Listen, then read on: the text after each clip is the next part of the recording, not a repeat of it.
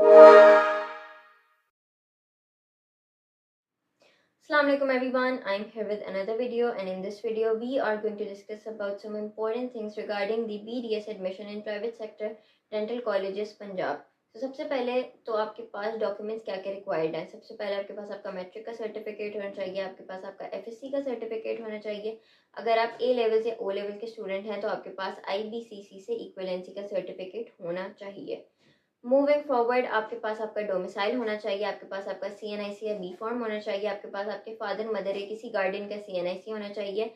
अगर आप ओवरसीज पाकिस्तानी हैं, फॉरेन नेशनल है, तो आपके पास आपका रेजिडेंस परमिट होना चाहिए, आपके पास आपका ग्रीन कार्ड होना चाहिए, या तो आपके पास इकामा होना चाहिए, या तो मेपल लीफ कार्ड होना चाहिए, या तो आपके पास आपका फॉरेन पासपोर्ट होना चाहिए। मूविंग फॉरवर्ड ये जो सारे डॉक्यूमेंट्स हैं आपने सबमिट किस तरह कराने हैं।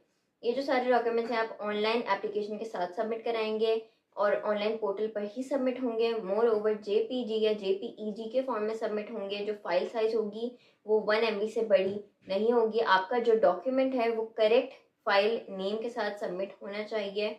मूविंग फॉरवर्ड जो आपके पास प्रोविजंस हैं रिगार्डिंग द एडमिशन वो ये हैं कि सबसे पहले तो जब आप प्रायोरिटी लिस्ट में अपना कोई कॉलेज लिख रहे हो तो मेक श्योर कि आपको उसकी फ़ी के बारे में पता हो, उसकी फैसिलिटीज़ के बारे में पता हो, उसकी लोकेशन पता हो, ताकि आपको आगे कोई प्रॉब्लम ना हो। मूविंग फॉरवर्ड कोई भी फेक डॉक्यूमेंट अलाउड नहीं होगा। अगर आप कोई फेक डॉक्यूमेंट जो है वो अपलोड करते हैं, वो पता चल जाता है, तो आपके अगेंस्ट स्ट्रिक्ट एक्शंस भी लिए जा सकते हैं और आपका एडमिशन तो कैंसिल हो ही जाएगा।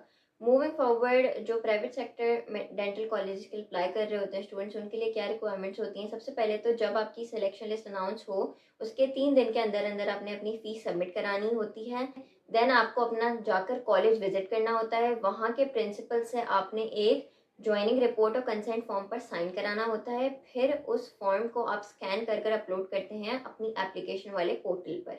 एंड अगर आपने ऐसा नहीं किया तो आपका एडमिशन कैंसिल हो सकता है।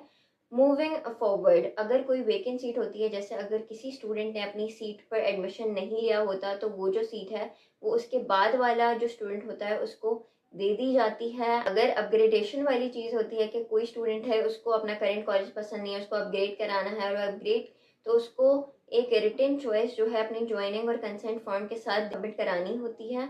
Moving forward in case of upgradation अगर अपग्रेडेशन हो जाती है तो जो फ़ी आपने करेंट कॉलेज में अपने पे की होगी वो ऑटोमेटिकली आपके नेक्स्ट कॉलेज में ट्रांसफ़र कर दी जाएगी विदाउट एनी डिडक्शन, और आपसे कोई एक्स्ट्रा मनी भी चार्ज नहीं किया जाएगा। And that's it for this video. If you want to watch more such videos, keep following Free Math YouTube channel and don't forget to like and share. Hope you have a good day.